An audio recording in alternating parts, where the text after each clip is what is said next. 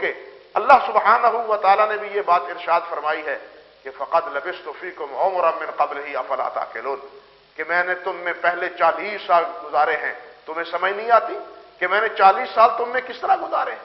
میری 40 سالہ زندگی تمہارے سامنے ہے، میرا بچپن سامنے ہے، میری جوانی تمہارے سامنے ہے، اور اب ادھیڑ عمر کو میں پہنچ رہا ہوں، میں نے تجارت تمہارے ساتھ کی ہے، معاملات تمہارے ساتھ کی، کیسا مجھے پایا ہے تمہیں؟ اور پہاڑی پہ کھڑے ہو کہ آپ نے پوچھا تھا کہ فقط یہ بتلاؤ کہ حل وجدتمونی صادقا او کاذبا، مجھ کو تم نے سچا پایا ہے یا جھوٹا پایا ہے؟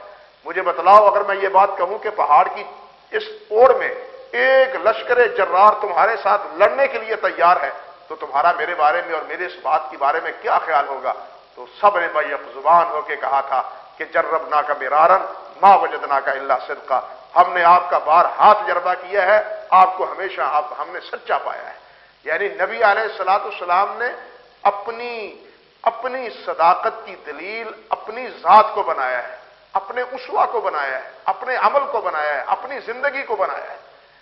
اسی قسم کے معجزے اور خرق عادت والے واقعے کو نبی علیہ الصلوۃ والسلام نے اپنی سچائی کی دلیل نہیں بنایا۔ یہی بات اللہ سبحانہ و تعالیٰ نے فرمائی ہے کہ حتیٰ تأتیہم البینہ، یہ لوگ نہیں کفر چھوڑیں گے، یہ اپنی ضد پہ قائم رہیں گے، حتیٰ تأتیہم البینہ، تاکہ ان کے پاس کوئی بینہ کھلی دلیل آ جائے، اور وہ کیا ہے؟ رسول من اللہ، اللہ کی طرف سے رسول۔ یعنی دلیل کیا ہے؟ اللہ کے رسول، اللہ کے رسول دلیل ہیں کہ یہ چیز سچی ہے، جس کو اللہ کے رسول کہیں یہ سچی ہے وہ صحیح ہے، جس کو اللہ کے رسول کہیں یہ غلط ہے گویا کہ وہ چیز غلط ہے۔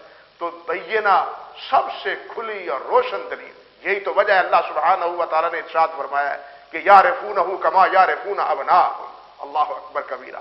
اللہ سبحانہ و تعالیٰ فرماتے ہیں کہ میرے نبی محمد صلی اللہ علیہ وسلم کو یہ یہودی اسی طرح پہچانتے ہیں جس طرح اپنی اولاد کو پہچان لیتے ہیں۔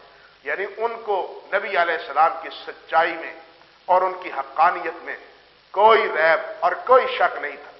ابو جہل نے کہا تھا ایک موقع پہ، اور اسی کی بات کو اللہ سبحانہ و تعالیٰ نے یہ بات بیان فرمائی، فَإِنَّهُمْ لَا يُكَذِّبُونَكَ وَلَكِنَّ الظَّالِمِينَ بِآيَاتِ اللَّهِ يَجْحَدُونَ۔ اے میرے نبی محمد صلی اللہ علیہ وسلم، یہ آپ کو جھوٹا نہیں کہتے، آپ کی تکذیب نہیں کرتے، یہ نہیں کہتے کہ آپ جھوٹ بولتے، بلکہ ان ظالموں کو میری آیات کے ساتھ ضد ہے، یہ میرے احکام کو نہیں مانتے ہیں۔ آپ کو تو سچا کہتے ہیں، آپ کو امین کہتے ہیں، آپ کے پر آپ اعتماد کرتے ہیں، آپ کو اپنا فیصل مقرر کرتے ہیں، آپ کے پاس اپنی امانتیں رکھتے ہیں، آپ کا تو کامل اعتماد ہے، لیکن انکار ہے تو وہ میری آیات مبارکہ ہے۔ تو اس لیے یعنی اصل میں حجت کسی قوم پر، برہان من جانب اللہ کسی قوم پہ وہ رسول ہے۔ قرآن مجید کی ان آیات سے بالکل یہ بات مترشح ہوتی ہے۔ اسی لیے تو اللہ ذوالجلال نے فرمایا ہے کہ وما کان معذبین حتی نبعث رسولا، یہ کہیں بھی نہیں اللہ ذوالجلال نے فرمایا کہ ہم کسی بھی رسول قوم کو اس وقت تک برباد نہیں کرتے جب تک اس پہ اپنی کتاب نازل نہ کریں۔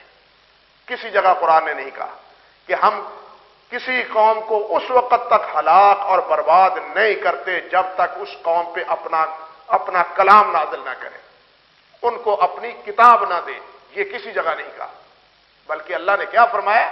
حتی نبعث رسولا، جب تک ہم اپنا رسول نہ بھیج دیں، اس لیے کہ رسول ان پر حجت ہے، رسول ان کو اللہ کے احکام بتلاتا ہے، اور رسول کی اطاعت جو ہے وہ اللہ ذوالجلال کی اطاعت ہے۔ اللہ اکبر کبیرہ۔ اللہ رب العزت نے یہی بات، یہی منصب اور یہی حقیقت بیان کرتے ہوئے رب ذوالجلال والاکرام نے فرمایا ہے وما ارسلنا من رسول الا لیطاع باذن اللہ، ہم نے رسول بھیجا ہی اسی لیے ہے، اس لیے بھیجا ہے کہ اللہ کے حکم سے رسول کی اطاعت کی جائے۔ رسول کے بھیجنے کا کیا مطلب ہے؟ رسول کس لیے بھیجا جاتا ہے؟ رسول کی بعثت کا مقصد کیا ہے؟ اللہ رب العزت نے خود فرمایا ہے جس نے رسول بھیجے ہیں، بھیجنے والے رب عرش عظیم نے ہی رسول کا منصب بتلایا ہے، کیا کہ وما ارسلنا من رسول الا لیطاع باذن اللہ، کہ ہم نے کوئی بھی رسول نہیں بھیجا مگر اس لیے بھیجا ہے تاکہ وہ اللہ کے حکم سے اس کی اطاعت کی جائے۔ اب رسول کے بھیجنے کا مقصد تو یہ ہے کہ رسول کی اطاعت کی جائے. اگر رسول کی اطاعت ہی نہ کی جائے، رسول کو واجب الاطاعت ہی نہ سمجھا جائے، یہ کہا جائے کہ جی اطاعت تو صرف کتاب الہی کی ہے، وہی یہ الہی کی ہے، رسول کی اطاعت نہیں ہے، تو سوال یہ پیدا ہوتا ہے کہ پھر فرعون کا جرم کیا تھا؟ کس جرم کی پاداش میں اللہ سبحانہ و تعالی نے فرعون کو دریا میں غرق کر ڈالا؟ اس وقت تو اللہ ذوالجلال نے تورات کے نام کی کوئی وحی موسیٰ علیہ السلام پہ نازل نہیں کی تھی. اللہ ذوالجلال نے کلام کیا ہے نا، موسیٰ علیہ السلام سے کلام کیا ہے. وَكَلَّمَ اللَّهُ، انہی آیات میں فرمایا رب ذوالجلال نے وَكَلَّمَ اللَّهُ مُوسَىٰ تَكْلِیمًا، کہ اللہ ذوالجلال نے موسیٰ علیہ السلام سے کلام کیا ہے. وہ کلام تورات کے ذریعے تو نہیں ہے نا، تورات کے ذریعے ہی تو کلام تو نہیں ہے کہ اللہ ذوالجلال نے فرمایا کہ یہ میرا کلام ہے، یہ میرے احکام ہیں اور یہ میرے احکام قوم کو پہنچاؤ. نہیں، بلکہ اللہ ذوالجلال نے جب موسیٰ علیہ السلام کو نبی بنا کے بھیجا تو اسی وقت یہ حکم دیا کہ فرعون کو اور اپنے قوم کو جا کے یہ مسئلہ بتلاؤ، یہ بات بتلاؤ. اور اسی موسیٰ علیہ السلام کی نافرمانی کی پاداش میں فرعون کو جناب اللہ سبحانہ و تعالیٰ نے غرق کر دیا.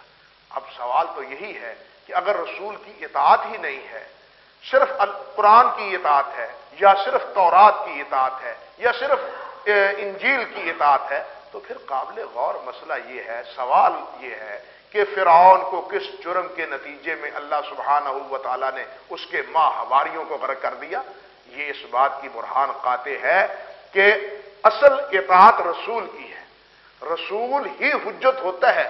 کسی جگہ میں نے پہلے عرض کیا کہ اللہ سبحانہ و تعالیٰ نے نہیں فرمایا کہ میری کتاب لوگوں پر حجت ہے، بلکہ یہ کبھی نہیں فرمایا کسی جگہ پہ اللہ ذوالجلال نے کہ جناب ہم اس وقت تک کسی قوم کو ہلاک نہیں کرتے جب تک اس میں اپنی کتاب نازل نہ کر دیں، بلکہ یہ فرمایا ہے جب تک ہم اس میں اپنا رسول نہ بھیجیں. وما كنا معذبین حتی نبعث رسولا، جب تک ہم اپنا رسول نہ بھیجیں. تو یہ اس بات کی دلیل ہے، اور رسول کا لفظ خود بتلاتا ہے کہ رسول کس لیے ہے. فرمایا وما ارسلنا من رسول الا لیطاع باذن اللہ، رسول کی اطاعت رسول اس لیے بھیجا جاتا ہے تاکہ اللہ ذوالجلال والاکرام کے حکم سے رسول کی اطاعت کی جائے. پھر رسول کی حیثیت کیا ہے ذرا غور کیجئے. اللہ رب العزت فرماتے ہیں، اللہ ہی نے یہ بات فرمائی ہے، لا تجعلوا دعاء الرسول كدعاء بعضكم بعضا، لا تجعلوا دعاء الرسول بينكم كدعاء بعضكم بعضا قد يعلم الله الذين يتسللون منكم لواذا فليحذر الذين يخالفون عن امره ان تصيبهم فتنة او يصيبهم عذاب اليم. اللہ رب العزت فرماتے ہیں لا تجعلوا دعاء الرسول بينكم كدعاء بعضكم بعضا، کہ میرے رسول کی پکار کو اس طرح نہ سمجھو کہ جس طرح تم ایک دوسرے کی پکار سمجھتے ہو. اللہ کا رسول تمہیں ندا دیتا ہے، تمہیں بلاتا ہے، تمہیں آواز دیتا ہے، تو تم سنی انسنی نہ کرو. اور جس طرح یہودی کہتے تھے سمعنا وعصینا، سمعنا وعصینا، تم یہ کہو سمعنا واطعنا، کہ ہم نے سنا اور اس کی اطاعت کریں گے. اس لیے اللہ فرماتے ہیں لا تجعلوا دعاء الرسول بینکم کا دعاء بعضکم بعضا، جس طرح تم آپس میں ایک دوسرے کی پکار، ایک دوسرے کو بلاتا ہے، پکار دیتا ہے، آواز دیتا ہے، وہ سنی انسنی کر دیتا ہے، وہ پرواہ نہیں کرتا کہ مجھے کوئی آواز دے رہا ہے یا نہیں دے رہا. اور کبھی آواز سن کے بھی وہ بالکل اغماض کر جاتا ہے، اس کی آواز پہ لبیک نہیں کہتا، اس کی بات سننے کے لیے آمادہ نہیں ہوتا. مگر اللہ ذوالجلال والاکرام نے فرمایا کہ میرے رسول کی پکار کو اس طرح مت سمجھو. میرا رسول، اس کی دعوت، اس کی پکار، اس کی آواز کسی عام انسان کی آواز نہیں ہے، بلکہ یہ رسول کی آواز، یہ کسی عام انسان کی جس طرح تمہارے آپس میں ایک دوسرے کی آواز یا بلاوا ہے، یہ تمہارا آپس کا نہیں بلکہ یہ اللہ کے رسول کا بلاوا ہے. فرمایا رب ذوالجلال والاکرام نے قد